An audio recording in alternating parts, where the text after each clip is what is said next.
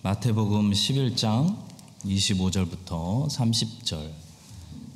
30절까지 말씀 우리 함께 합독하겠습니다.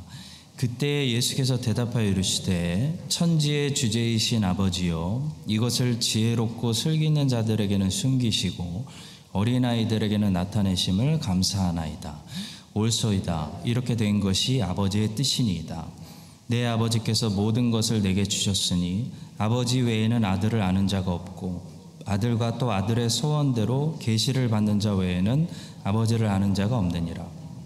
수고하고 무거운 짐진 자들아, 다 내게로 오라. 내가 너희를 쉬게 하리라. 나는 마음이 온유하고 겸손하니 나의 멍에를 메고 내게 배우라. 그리하면 너희 마음이 쉼을 얻으리니 이는 내 멍에는 쉽고 내 짐은 가벼움이라 하시니라. 아멘. 오늘은 하늘을 바라보시며 땅을 바라보시며 라는 제목으로 말씀 전하고 또 함께 오늘 금요일 저녁에 기도하도록 하겠습니다. 자, 오늘 본문의 말씀은 예수님께서 어디를 바라보고 계시는가를 잘 보셔야 돼요. 예수님께서 지금 어디를 바라보고 계시느냐, 그 시선을 중심으로 정확히 두 부분으로 나눠진다고 볼 수 있는데요. 25절과 26절은 예수님께서 하늘을 바라보시면서 하나님께 이야기하는 내용입니다. 그리고 27절부터 30절까지는 예수님께서 땅을 바라보시면서 사람들에게 이야기하는 그런 말씀입니다. 오늘은 이 본문 가지고 세 가지를 말씀드리도록 하겠습니다. 먼저 첫 번째로 외적인 초청은 모두를 위한 것인데요, 내적인 초청은 모두를 위한 것이 아니다라는 진리를 보게 됩니다. 외적인 초청은 뭐냐면요, 복음 전도를 말씀합니다. 복음 전도. 복음 전도는 모든 사람들을 위한 것입니다, 여러분. 그래서 복음을 전할 때는 어떻게 해야 되냐면요, 예수님도 본문에서 그렇게 하셨고 사도들도 그렇게 했고, 어떻게 해야 되죠? 복음 전도할 때는 모든 사람들에게 항상 전도해야 된다. 하나님 말씀을 선포하고 말씀을 가르칠 때 그 대상은 말씀을 잘 듣는 사람들만 모아놓고 하는 게 아니라 일반적이다. 모든 사람들을 향해 늘 선포된다. 그런 말씀이에요. 본문 28절 우리 보겠습니다. 수고하고 무거운 짐진 자들아, 다 내게로 와라. 내가 너희를 쉬게 하리라. 다 와라. 그런 말씀이죠. 자, 예수님의 이 외적인 초청은 보시다시피 모든 사람들을 위한 초청이에요. 대상이 all people, all nations, 모든 사람들입니다. 그리고 예수님께서 십자가 사역을 완성하시고 죽음에서 부활하신 다음에는 더 구체적으로 제자들에게 이런 소명을 주셨습니다. 마태복음 28장 19절, 그러므로 너희는 가서 모든 민족을 제자로 삼고 아버지 아들과 성령의 이름으로 세례를 베풀라. 또 사도행전 1장 8절로 이어지는 거죠. 오직 성령이 너희에게 임하시면 너희가 권능을 받고 예루살렘과 유대와 사마리아와 땅끝까지 이르러 내 증인이 되리라. 자, 그러니까 이 외적인 초청, 곧 이 복음 전도라는 방법은 모든 사람들에게 그 인비테이션 카드가 가야 되는 그런 일이기 때문에 이 사도행전에 보시면 사도들이 진짜 그렇게 합니다. 가리지 않고 하죠. 가는 곳마다 유대인과 헬라인, 로마 사람들, 이두메 사람들, 심지어 섬에 들어가서 원주민들, 이 디도라는 이 제자는 나중에 섬에 들어가서 사역하죠. 원주민들에게 복음 전도하고 있는 것을 보게 됩니다. 자, 사도 바울이 그렇게 유대인들이 죽이려고 했어요. 그 사도 바울이 유대인 회당만 피해서 사역했으면은 훨씬 편하게 했을 겁니다. 근데 사도 바울은 들어가는 도시마다 제일 먼저 어디부터 가죠?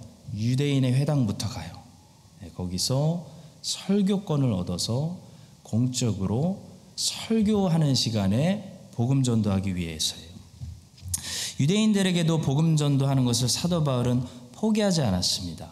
왜냐하면 복음이 모든 사람들에게 들려져야 했기 때문이에요.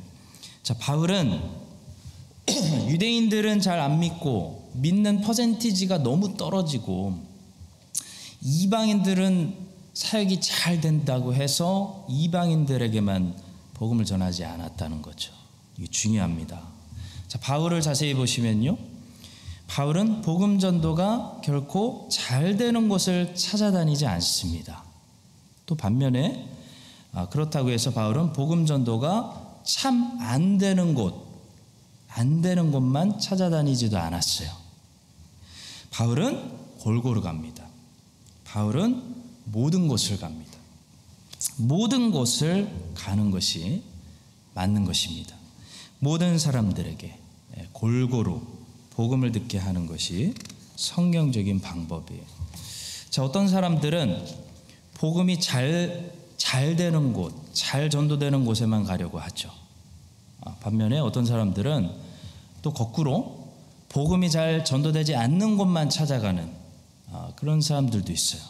그게 복음이 잘 전도되지 않는 곳에 가는 것이 하나님을 더 기쁘게 하는 일이라고 생각하는 사람들도 있습니다.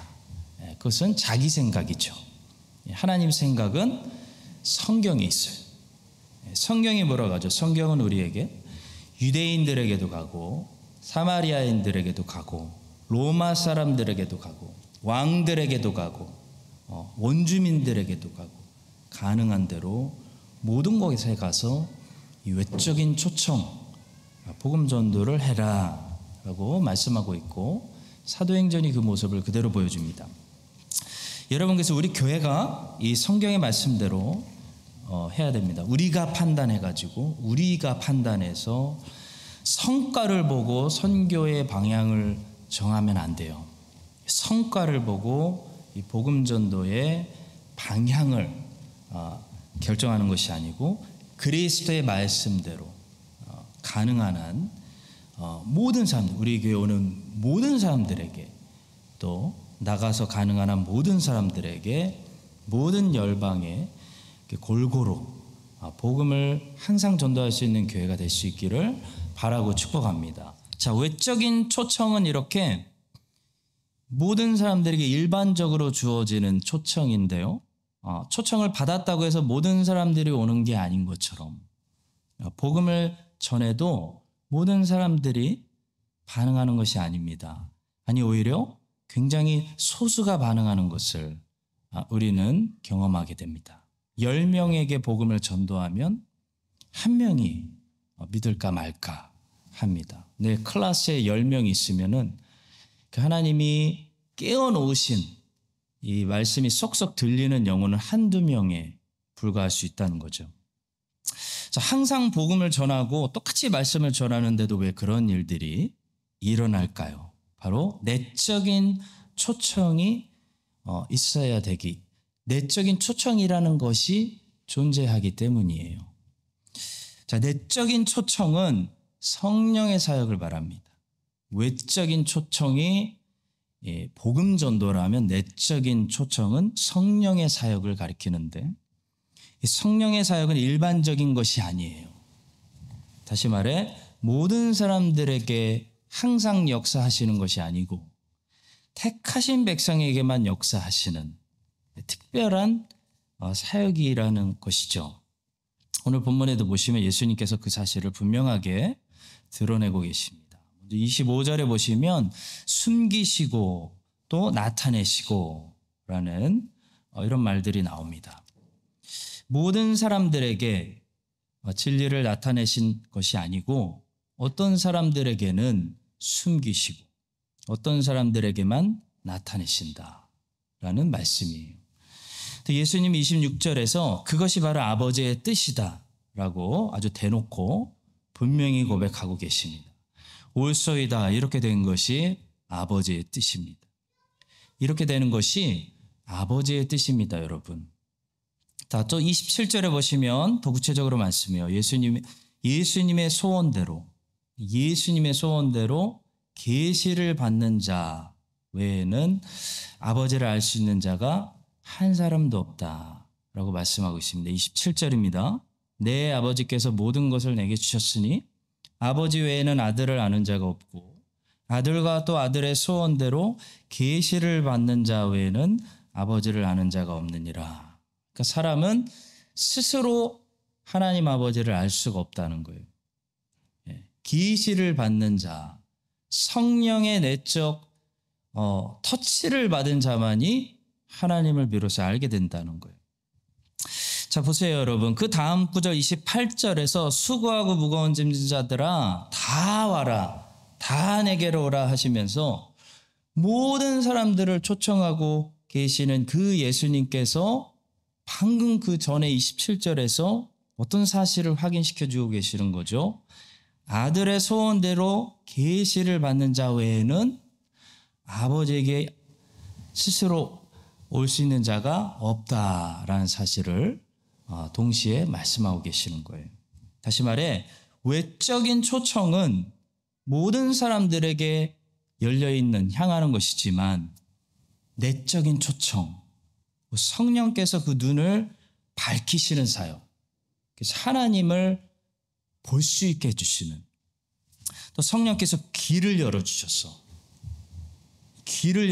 하나님의 음성이 들리게 해주시고, 성령께서 그 죽어있는 영의 생명을 불어넣어 주셔서 중생시켜 주셔서 그 영이 깨어나게 해주시고, 성령께서 하나님을 아는 그 생명의 지식을 먼저 이 영혼에게 계시해 주신 택함 받은 사람들만이 전도자들을 통해 외적인 초청을 들었을 때 어떻게 한다는 거예요? 반응한다는 거예요. 주님께 온다는 사실에 그게 믿음으로 믿어진다는 거예요. 그러니까 여러분, 만약에 누군가 전도자가 선포하는 외적인 초청을 듣고 반응했다, 그리스도께 나왔다, 그러면 그것은 그 사람이 결정한 문제가 아니고 하나님께서, 성령께서 은혜를 베풀어 주신 거예요. 은혜를 베풀어 주셔서 그 나올 수 없는 사람을 나오게 하신 것입니다. 그래서 우리는 이 사실을 믿기 때문에 자기 공로를 자랑하지 않고 오직 모든 영광을 은혜를 베풀어 주신 하나님께만 올려드리는 거죠. 자, 그리고 내적인 초청이 없으면 아무도 그리스도께로 움직일 수 없다는 사실 때문에 우리는 외적인 초청을 포기하지 않습니다. 자, 내적인 초청은 하늘의 영역에 속한 비밀스러운 사역이죠. 우리는 성령께서 언제, 누구에게, 어떤 방법으로, 어느 시간에 사역하실지 아무도 모릅니다. 따라서 성령의 사역은 성령님께 맡기는 것이고, 우리는 우리에게 맡겨진 복음을 항상 전도하며 그 복음을 전도하는 일을 절대로 끝까지, 마지막까지, 그 사람이 죽을 때까지 포기하면 안 된다는 거죠. 자, 우리는 외모로 판단하면 안 됩니다.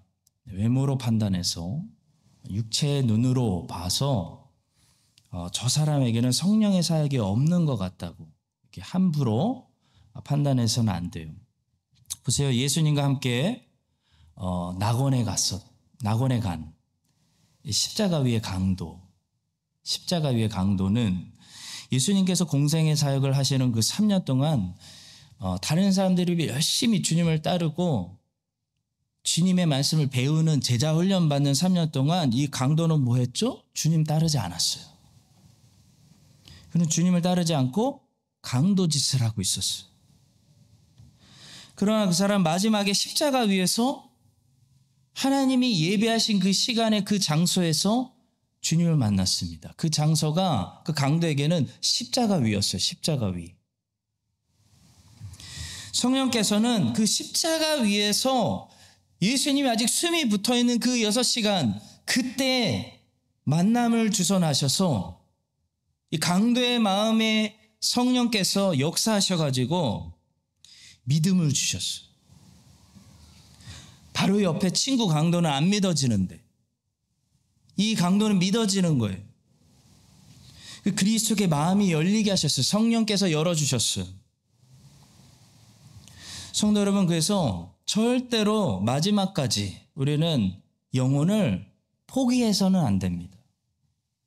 누가 마지막에 어떻게 내적인 초청을 받아서 구원받을지 아무도 모르기 때문에, 주님만 아시기 때문에 우리는 지금 거절당하고 또 거절당하고 지금 외면당하고 심지어 지금 미움당하더라도 항상 외적인 초청을 해야 된다는 것.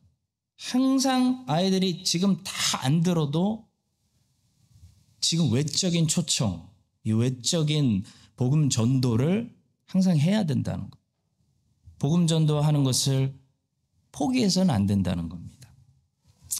바라옵기는, 또 우리가 주님께 늘 기도하고 간구하옵기는, 우리 교회가 항상 복음을 전도할 때마다 성령께서 역사하시는 거예요.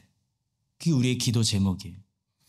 이 성령께서 내적으로 사람들의 마음을 그리스도께 열리게 하셔서 많은 사람들이 이번 주에도 이 교회에 올 때 성령께서 마음을 열리게 하여 주셔서 복음을 듣고 거부하는 것이 아니라 그 복음에 반응하게 하시고 예수님께 깊이 돌아오는 그런 성령의 역사가 크라이스트처치 한인장로교회 복음 전도자들이 사역하는 모든 복음 사역 위에 늘 있게 해 주시기를 예수님의 이름으로 간절히 축원합니다.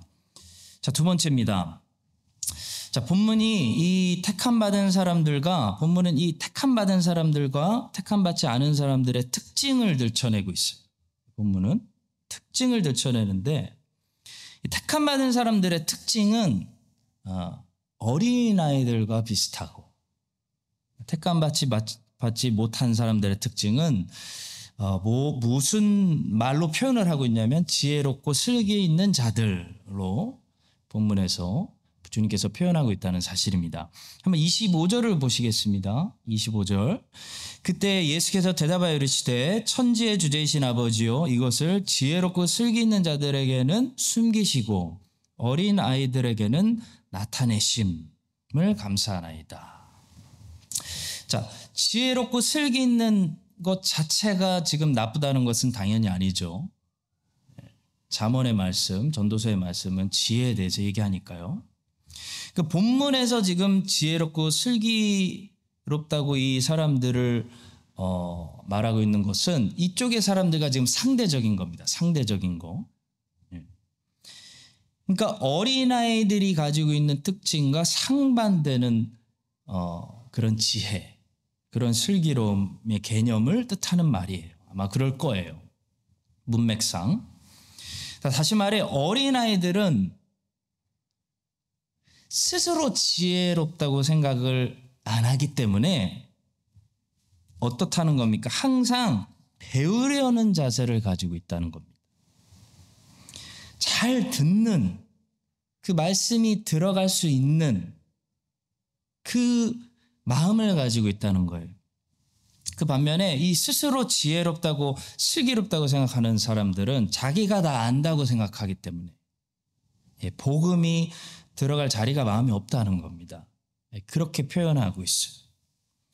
자, 그것이 특징입니다. 성도 여러분, 택하신 자들을 지금 어린아이들로 비유하고 있는 것은 그들이 미성숙하다는 것이 절대로 아닙니다. 크리스찬은 성숙해야 되는 존재죠. 미성숙하다는 것이 아니라 어린아이들 같다. 이게 뭐냐면 이 크리스찬들은 배우려는 자세를 가지고 있다. 들을 수 있는 귀를 가지고 있다. 들으려고 한다. 알려고 한다. 배우려고 한다는 거예요. 그래서 복음서에서 보시면 주님께서 모든 티칭을 말씀하실 때마다 자주 하시는 말씀이 있죠. 들을 귀 있는 자들은 들을지어다. 그때 하나님의 자녀들, 택하신 백성들은 들을 귀를 가지고 있다는 거예요. 무슨 말씀입니까? 택하신 백성들은 들으려고 한다는 겁니다. 근데 택하지 않은 백성들의 특징은 뭐냐면 안 들으려고 한다는 거예요. 안 배우려고 한다. 배우려는 자세가 없다. 자기가 다 알고 있다. 스스로 세상 지식으로 지혜롭게 여긴다라는 특징을 가지고 있다는 겁니다. 아주 좋은 사실을 꼬집어서 우리에게 지적해주고 있는 거예요. 자, 그래서 항상 내 신앙, 내 영적인 상태, 내 건강, 내가 얼마나 건강한가 영적으로, 내가 얼마나 하나님 보시기에 영적으로 어린아이와 같은가, 성숙하지만 어린아이와 같이 순수함을, 건강을 가지고 있는가를 체크할 수 있는 척도를 하나 가르쳐 드리자면, 그러니까 내 영혼이 지금 건강한지, 내 신앙이 계속해서 잘하고 있는지, 내가 신앙생활 건강하게 하고 있는지 점검할 수 있는 좋은 한 가지 척도가 있다면 바로 나는 계속 배우고 있는가예요. 나는 계속 배우고 있는가. 어린아이의 특징이 뭐죠, 여러분? 어렵게 생각하지 마시고 어린아이의 특징, 우리 자녀들의 특징. 계속 매일 학교에 다닌다는 거예요. 왜 학교에 다니는가? 계속 배우고 있다는 거예요. 배워야 될 게 많으니까.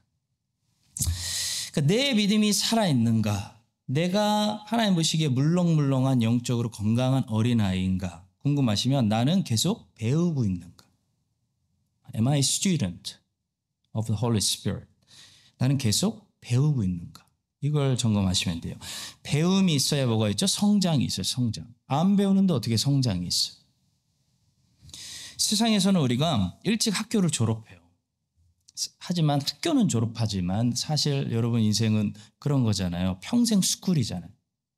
평생 끊임없이 배우는 거죠. 그러니까 안 배우는 인생은 배움이 끝났다는 건 사실 인생도 끝났다는 거예요. 그 사람은. 성장이 끝난 거예요.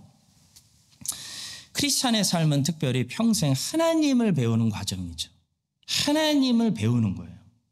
하나님을 아는 지식이 생명이거든요. 생명. 자, 배우는 자리를 그래서 여러분 사모하시기 바랍니다. 제가 보니까 늘 배우는 자리에 계시는 분들이 선교도 하고 봉사도 하고 다 하더라고요.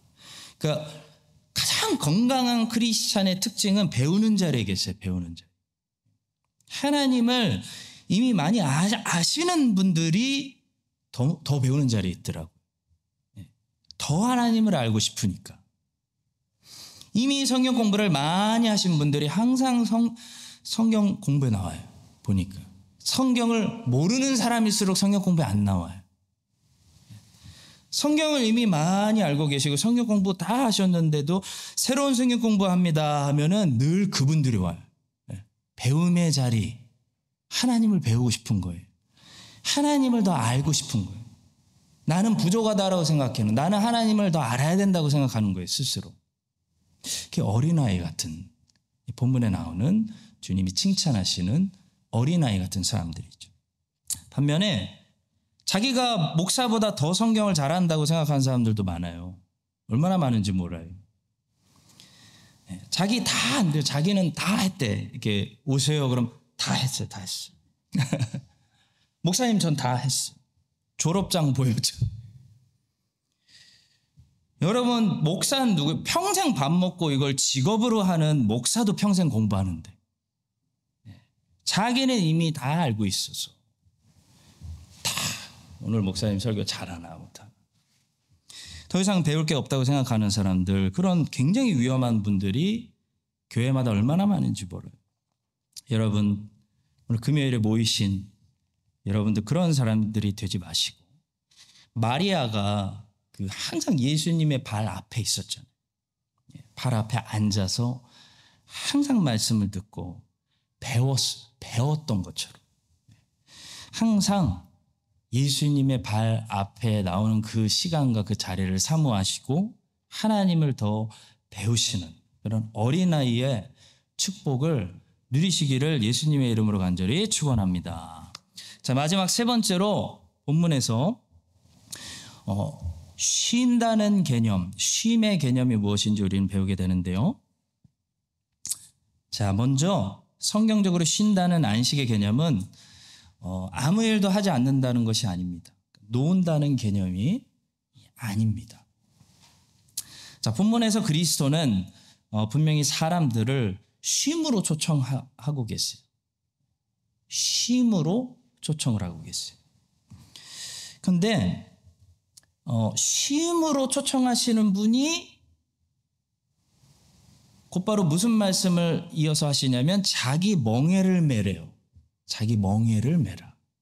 그 쉼으로 초청하시는 분이 나중에 보니까 막 선교일을 줘요. 그럼 예수님이 사기친 거예요? 아니잖아요.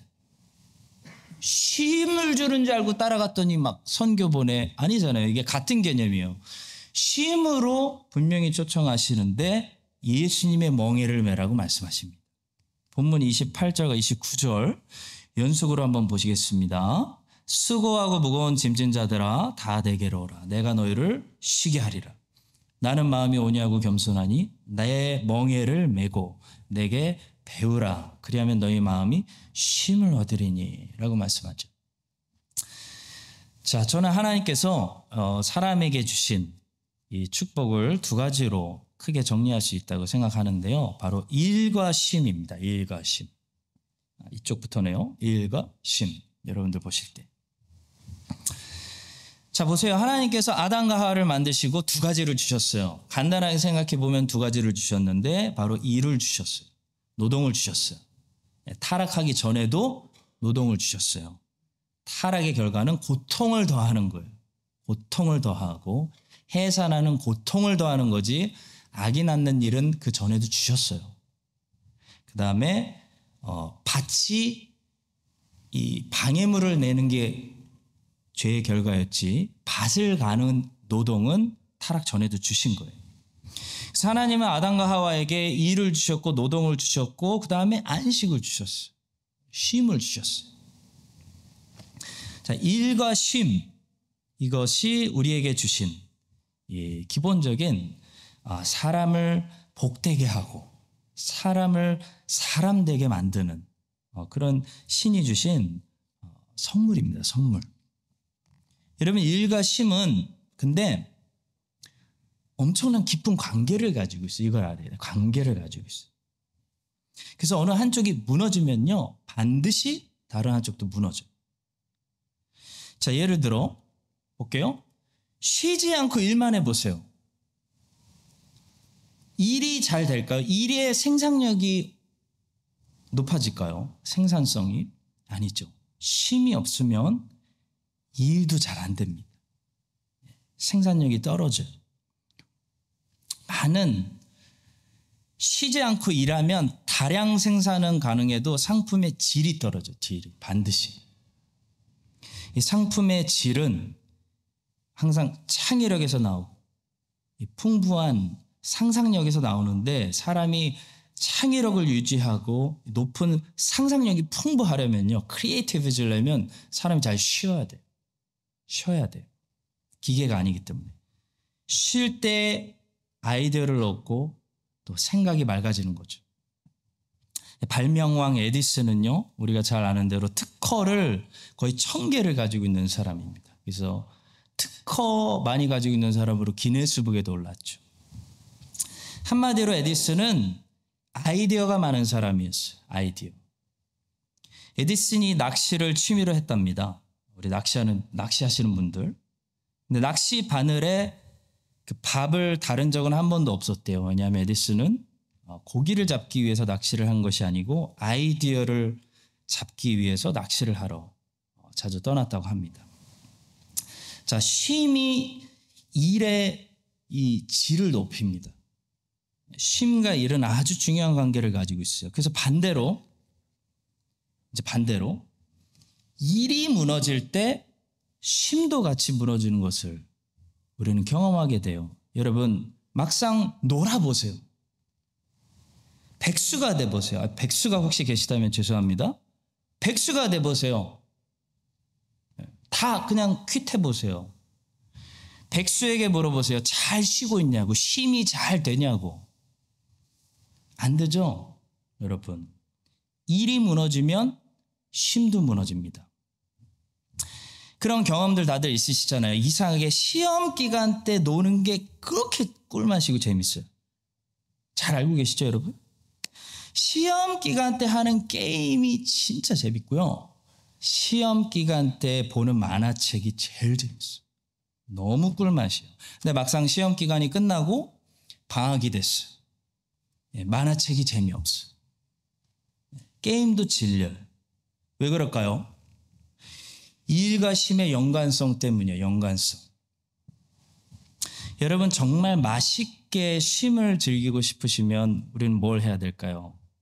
일을 열심히 해야 돼. 일할 때 우리는 제일 맛있는 인생의 쉼을 즐길 수가 있습니다. 저는 그래서 복권 당첨이 인간에게 주는 축복이 아니라 진짜 저주라고 생각해요. 저주. 저주입니다. 여러분. 복권 당첨되면 아무도 일하지 않잖아요. 일부터 때려치잖아요. 그렇죠? 그럼 일만 때려치는 게 아니고 우리는 일을 때려치면서 무엇을 잃어버려요? 쉼을 잃어버려요. 건강하게 쉬는 걸 잃어버려요.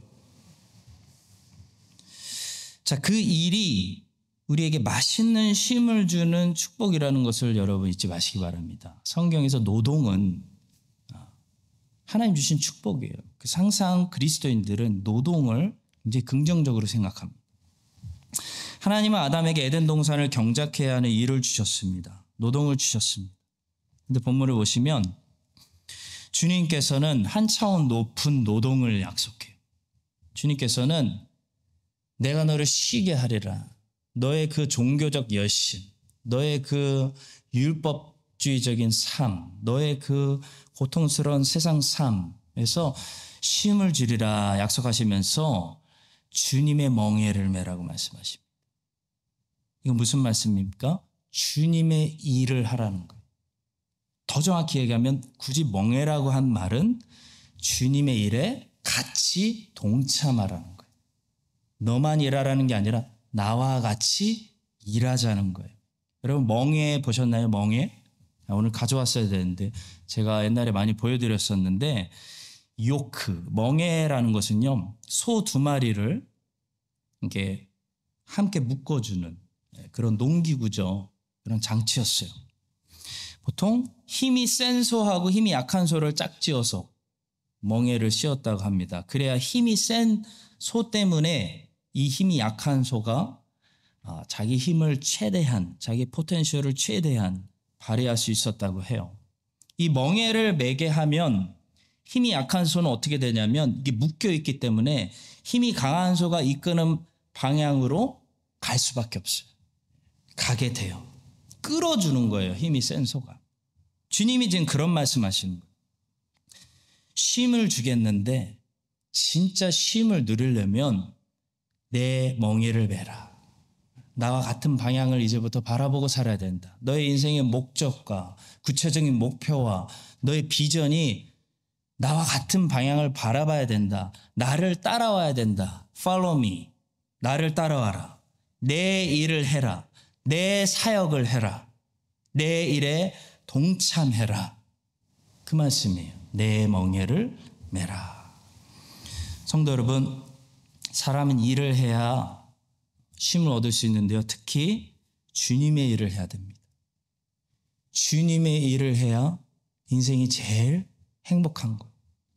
주님의 일을 해야 돼요. 그래야 인생이 솔로몬처럼 나중에 헛되도다라고 하지 않습니다. 자, 그리고 마지막으로 둘째로 주님의 일을 할 때 우리는 비로소 어디에 쉼을 얘기하는 거냐면 마음의 쉼이에요. 마음의 쉼. 마음의 쉼을 주신다는 거예요. 말씀 자세히 보셔야 돼요. 일 그만두게 해주신다라는 게 절대로 아니에요. 29절에 보시면 주님은 마음에 대해서 지금 자꾸 말씀하십니다. 주님은 육체의 쉼에 대해서 말씀하시는 것이 아닙니다. 육체의 쉼보다 훨씬 더 중요한 쉼이 있어요.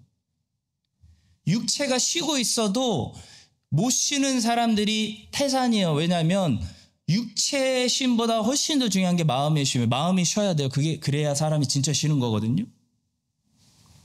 근데 주님은 진짜 쉼, 네 마음이 쉰다에 대해서 말씀하십니다. 29절. 나는 마음이 온유하고 겸손하니 나의 멍에를 메고 내게 배우라. 그리하면 너희 마음이 쉼을 얻으리라. 말씀이에요. 자, 몸이 쉬어도 마음이 쉬지 못하는 사람들은 불행한 사람입니다. 행복하지 않은 사람입니다. 행복한 사람은 반대로 몸이 노동을 많이 해도 마음에 늘 쉼이 있는 사람이 여유가 있고 행복한 사람. 여러분 현재 여러분의 마음에 쉼이 있습니까? 말씀의 거울을 통해 한번 돌아보셨으면 좋겠어요. 그래서 행복하십니까? 여러분들이 주님의 멍에를 메고 주님의 일을 하고 있다면 분명한 사실 두 가지는 여러분은 몸은 고될 거예요. 고생스러울 거예요. 근데 마음이 기쁠 거예요. 이 주님의 일에 놀라운, 주님의 멍에가 주는 놀라운 선물이에요. 여러분 멍에라는 건 무거운 거예요. 멍에라는 건 일하기 위해서 만든 거예요. 소처럼 일하라고. 근데 마음에 즐거움이 있어요. 주님의 일은. 진짜 바쁘고 진짜 고생하고 진짜 무겁고 한데 이상하게 주님의 일을 하고 봉사하고 선교하고 교사하고 봉사해 보세요. 마음에 즐거움이 있어요. 마음에 쉼이 있어요. 주님이 약속하신 주님이 주시는 선물이기 때문에 그래요. 내 멍에를 메라. 쉼을 주리라. 봉사 안 하고 몸에 봉사 안 하고 주님 사역 안 하고 선교도 안 하고 몸에 쉼을 주일날 그냥 나는 쉬어야 돼요 목사님. 몸에 쉼을 얻는 것보다 마음의 쉼을 얻는 것이 사람을 언제나 훨씬 더 행복하게 만드는 거예요. 마음의 쉼을 얻으려면 반드시 주님의 멍에를 메야 되고 주님과 같은 방향을 바라보면서 주님과 발걸음 맞추면서 주님과 교제를 나누어야 됩니다. 여러분 이 사실을 기억하시고요. 돈 많이 벌어서 은퇴해서 내가 하고 싶은 거 마음껏 하고 살리라라는 한마디로 노는 인생을 절대로 복권 따는 인생을 절대로 부러워하시면 안 돼요.